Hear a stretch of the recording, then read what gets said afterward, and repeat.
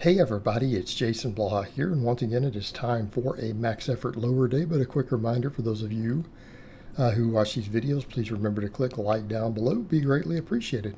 Let's get over to the squatting, and I've pretty much settled into just Olympic squatting at this point. It's easier on my shoulders, no shoulder pain when I use these various bars. I get really good speed out of the bottom, and I have the lower body development to pull it off. Like that was an easy 502 right there. It went up like butter. We went with 532. This one felt relatively heavy. Could I have done more? Sure, absolutely. Absolutely. But I wanted to save a little bit for the deadlift because I wanted to come in and hit the biggest deadlift I've hit, in a while. I wanted to try to get a good deadlift in, so I didn't want to go 100% on this. Now you guys can tell from the way it moved, it was, still fairly heavy. I'm going to say at least 95%, minimum 95%, but we didn't go super heavy. Deadlifts, went ahead and pulled 615. I always laugh when people talk about warm-ups. It's like I just did squats. Why would I warm up on a deadlift? I did 3 reps. I did 405. I did this 495, and then I came in and pulled 615. Now, 615 was heavy. Do I think all out 100% I could have done more? Yes. But this, if you guys watch where the bar slows a little bit at my sticking point, right there below the knee. See, a little bit of shaky means we're getting heavy. That is a sign that I am definitely above 95%. It moved well. Grip held out really, really good. All right, grip is holding great. And I think the speed pulls and stuff are going to help with that a lot. All the one arm rows, those things are going to help. I needed to keep this workout, reasonably brief today, and I'm worried about small calorie deficit, worried about watching my training volumes, keeping them reasonable. And I know some people are like, your volumes are still high. So I only did 2 good sets of good mornings. I did on Beltless today. I'm like, let's go ahead and just really hammer that core. Let's see how it feels. Yeah, and I felt these in my abdominal wall. And I normally do tell people that belts can help with ab development. They don't limit it, but sometimes for something like a good morning, I might like to go beltless every now and then, just because this is such a core dominant type exercise, meaning low back, everything else. I want to really see what I can do without that belt.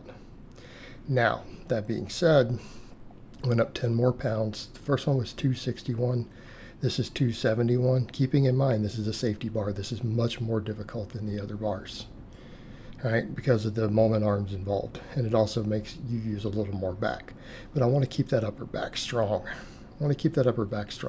It's going to matter a lot when squats start getting heavy in meets, because usually chest cave is what gets me.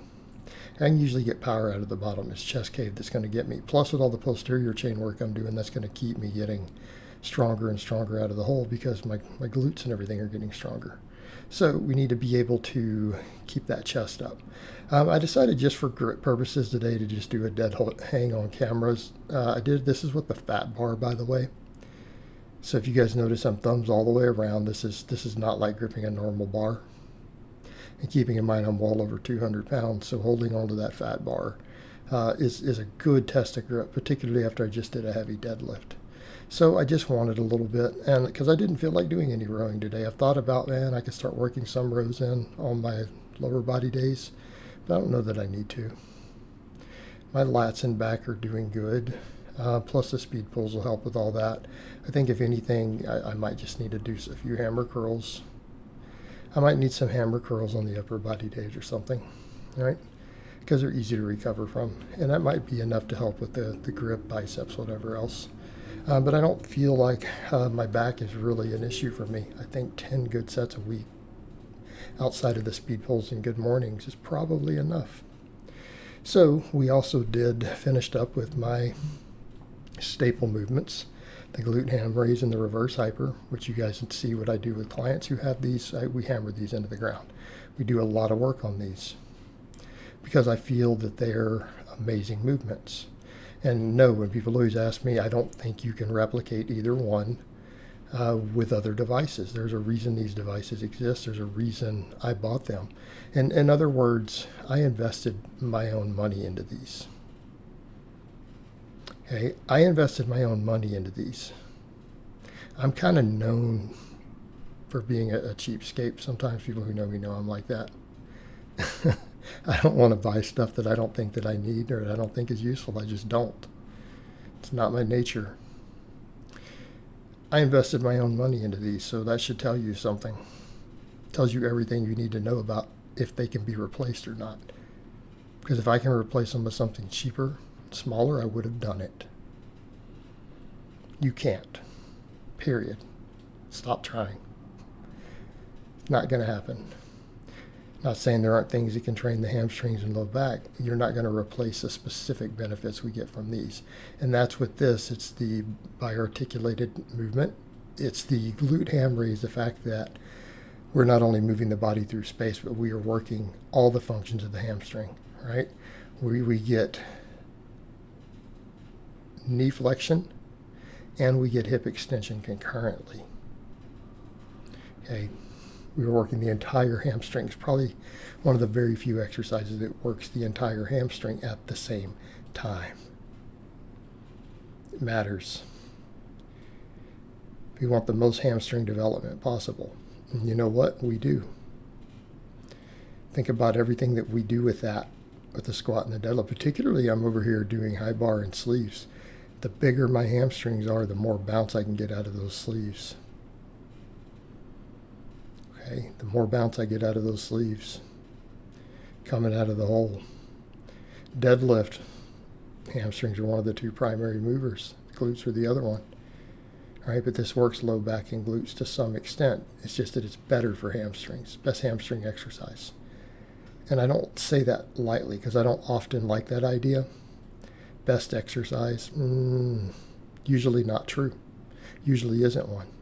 In this case, it's just the nature of the movement. It's the only good hamstring exercise I can think of that works all the functions of the hamstring together. You can combine a hinge with a leg curl if you can find a leg curl without active insufficiency. But that's two movements.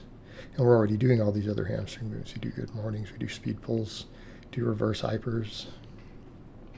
Reverse hyper, most easy to recover from hip hinge in existence. It also puts the back into traction. Okay. Also even works the grip. There's a grip component. This is a deadlift builder. This will build your deadlift. You narrow it down and say pick one deadlift accessory. Right here. For so many reasons. And it is, in my opinion, we got to narrow down only one good deadlift accessory. This is going to be it. Not that we should only do one. This is my favorite. It's my go-to. I feel it brings the most to the table for a single exercise. We still do other stuff. But I could build a deadlift off of MEDE work on pulls and reverse hypers if I had to. I could build a hell of a deadlift and recover from it. So yes, I'm a fan. And again, also because of the recovery component. All right, that's a big deal here. It's a real big deal, particularly at my age. I need to be able to recover from those heavy pulls. Right, I just did about 10 speed pulls on Friday. I just did a 615 deadlift today. I have to recover from all that. This tool helps. And it builds the musculature. Right? It's a staple movement for me. All right, guys, but that's really all I have to say on that today. I hope it's been informative, and I'll talk to you guys next time.